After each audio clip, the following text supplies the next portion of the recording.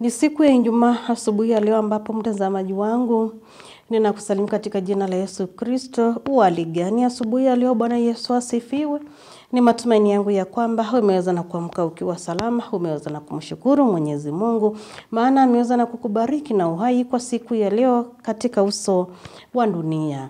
Nami hapa ninakukaribisha katika kipindi cha manyunyu ya baraka, tukaweza na kuendelea pamoja na kulipokea neno la Mwenyezi Mungu kupitia kwa mtumishi wake ambaye ni Pastor Emmanuel Ndambuki kutoka kanisa la ABC Chani. Maana ameweza na kufika hapa tayari kabisa ili akaweza na kutunyunyizia baraka za Mwenyezi Mungu kupitia hilo neno. Pia nawe ninakukaribisha ili tukaweze na kubarikiwa pamoja.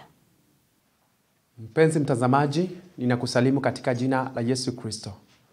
Ni matumaini yangu ya kwamba usiku wako ulikuwa usiku wenye amani, ulilala vyema, na hata hivyo Mungu amekupa kuiona siku njema. Ninasema karibu ili tukaweze kusikia neno la Bwana, na wacha neno hili likaweze kuwa baraka kwako. Na tuombe. Baba, katika jina la Yesu Kristo, ninakushukuru ni kwa ajili ya asubuhi hii. Ninakushukuru tena ni kwa ajili ya neno lako ambayo Bwana imekuwa ya baraka kwetu. Na hata hivyo naomba ikaweze kuwa baraka kwa mtumishi wako mtazamaji anapoenda kulisikiliza. Mungu, ninaomba pia ukanitumie kama chombo chako nikanene usia wako jinsi utakavyo. Na ni katika jina la Yesu Kristo aliye Bwana na mkombozi wetu tunaomba na hata kushukuru. Amina. Neno la Bwana tutalisoma katika kitabu cha Waebrania kifungu cha 10 mstari wa 19 mpaka mstari wa 23. Waebrania 10 mstari wa 19 hadi mstari wa 23. Neno la Bwana linasema hivi: Basi ndugu, kwa kuwa tuna ujasiri wa kupaingia patakatifu kwa damu ya Yesu, njia ile aliyotuanzia iliyo mpya, iliyo hai, ipitayo katika pazia, yaani mwili wake, na kuwa na kuhani mkuu juu ya nyumba ya Mungu. Na tukaribie wenye moyo wa kweli kwa utimilifu wa imani, hali tumenyunyiziwa mioyo, tuache dhamira mbaya, tumeoshwa miili kwa maji safi, na mlishike sana ungamo la tumaini letu lisingeuke, maana yeye aliyeahidi ni mwaminifu. Leo tutanena juu ya Mungu aliyetuahidi, ama ahadi za Mungu ni ahadi za uaminifu. Tunapotazama neno hili tunaona ya kwamba linanena sana juu ya matayarisho ya Yesu Kristo ili kuleta ama kutufungulia njia ingine ya kupaingia patakatifu pake. Kama vile tunavyojua katika historia ya Zakaria ambayo ndio walikuwa makuhani wakati huo, ndio walikuwa wanabebea watu mahitaji yao na sadaka zao na kuenda katika madhabahu ambapo palikuwa patakatifu pa watakatifu, na hakuna mtu ambaye aliruhusiwa kuingia katika mahala pale. Lakini tunaona Yesu Kristo, kwa maana huo ulikuwa wakati wa Torati, na haikuwezekana mtu ambaye ako na dhambi aweze kujipelekea na mahitaji yake, aweze kujipelekea na sala zake mbele za Mungu. Lakini walikuwa wanawapa makuhani ambao walikuwa wakati huo ili wakaweze kuwapeana mahitaji yao katika madhabahu.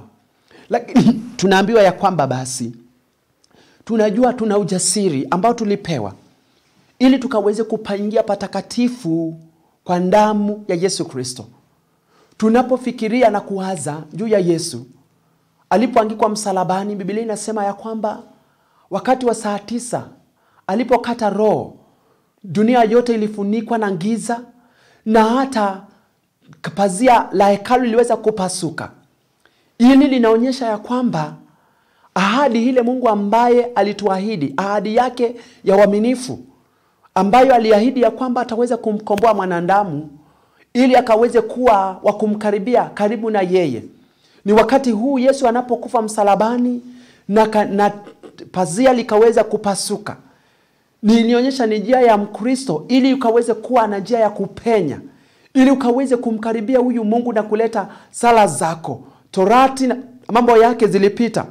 Na ndio sababu kitabu hiki kinatuambia kwamba basi ndugu, kwa kuwa tuna ujasiri wa kupaingia patakatifu kwa damu ya Yesu, njia ile aliyotuanzia iliyo mpya, iliyo hai, ipitayo katika pazia, yaani mwili wake Yesu Kristo. Kwa sababu ya kifo chake tulipata njia ingine mpya ya kupaingia patakatifu pake. Na kwa kuwa na kuhani mkuu juu ya nyumba ya Mungu, ambaye ni Yesu, the high priest, ambaye ni Yesu, whenever tunaenda katika madhabahu, we do our direct approach kwa Yesu Kristo. Tunamwambia mahitaji yetu, mambo ya kufungiwa, mambo na hata ya kuwa hatuwezi jipelekea mahitaji yetu yaliisha wakati Yesu alipokufa msalabani. Na hii inatufunza ya kwamba sisi, wewe kama Mkristo, una haja kubeba mahitaji yako. Na ndio sababu kila wakati tunasema ya kwamba jiombee mahitaji yako. Ambia Yesu kile ambacho utakacho. Na ndio sababu hata katika kitabu cha Mathayo 7 kinatuambia ya kwamba omba. Ni wewe Mkristo unapewa jukumu la kujiombea. Uko na nafasi ya kujipelekea mahitaji yako mbele zake Mungu. Una sababu ya kujipelekea na dhabihu yako na katika madhabahu. Wakati wa makuhani makuu ulipita. Wakati wa Torati ulipita.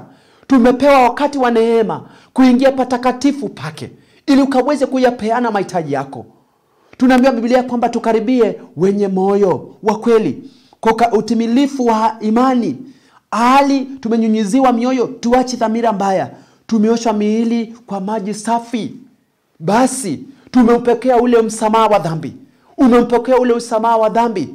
Ulipomkumbali huyu Yesu, basi umeingia na katika ile pale patakatifu pake. Na una haja ya kuingia mahali pale, kwa maana umeoshwa dhambi zako. Umesamehewa, umetakaswa, uko safi, na unastahili kujipeleka mbele zake Mungu na kumpea na mahitaji yako. Basi tunaambiwa kwamba na mlishike sana ungamo la tumaini letu, lisigeuke, maana yeye aliyetuahidi ni mwaminifu. Je, unatambua ya kwamba Mungu aliyetuahidi ni mwaminifu? Kwa maana leo tunasema ya kwamba tumeokolewa na Yesu. Tumeoshwa na damu ya Yesu. Tumekubalika mbele za Mungu.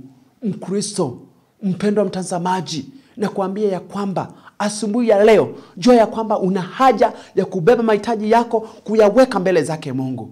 Na Mungu hakika ataweza kuyasikia maombi yako. Hakuna haja ya kusema ya kwamba unaogopa kuenda mbele za madhabahu.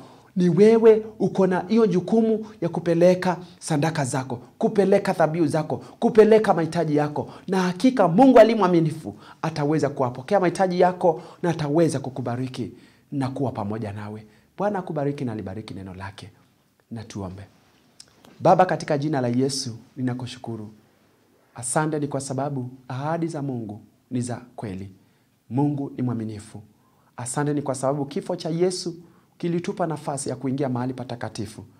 Njia ya kupeleka mahitaji yetu mbele zake Mungu. Bwana, pea mtumishi wako mtazamaji kuwa na haja kuu sana na kujipeleka mbele za Mungu. Na wakati anaposikia amesongwa na mashida, awe akona njia nzuri ya kukaribia Mungu, na Mungu mwenyewe akaweze kusikia maombi yake.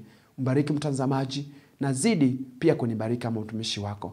Na ni katika jina la Yesu Kristo aliye Bwana na mkombozi wetu tunaomba. Amina. Bwana akubariki na uwe na siku njema. Asante.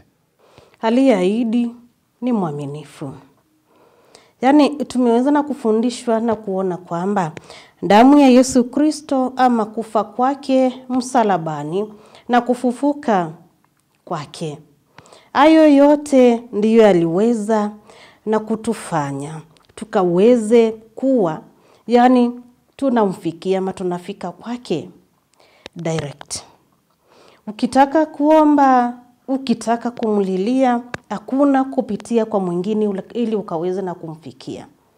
Wakati wa kifo cha Yesu Kristo tumeweza na kuona kwamba pazia wakati ambapo iliweza na kupasuka pale madhabahuni, tuliweza sasa kuwa, yani tuko free. Kama umeweza na kuokoka, unaweza ukamfikia Yesu Kristo, Mungu mwenyewe, pasipo kupitia kwa mtu mwingine. Yaani ilikuwa kabla ya kifo chake hatungeweza kufika mahali pale patakatifu pa watakatifu. Hatungeweza kufika hapo na tupeane haja zetu mbele zake tuweze na kumuomba. Lakini ilikuwa lazima tupitie kwa wengine, maana pale hakukuwa kwa watu wote. Lakini kwa sasa kupitia kwa kifo cha Yesu Kristo, uko free, niko free. Wakati ambapo nimeweza na kuokoka, ninaweza na kuongea na Mungu mwenyewe, Yesu Kristo. Direct nikamwambia haja zangu, mimi ningetaka hili na lile kwako.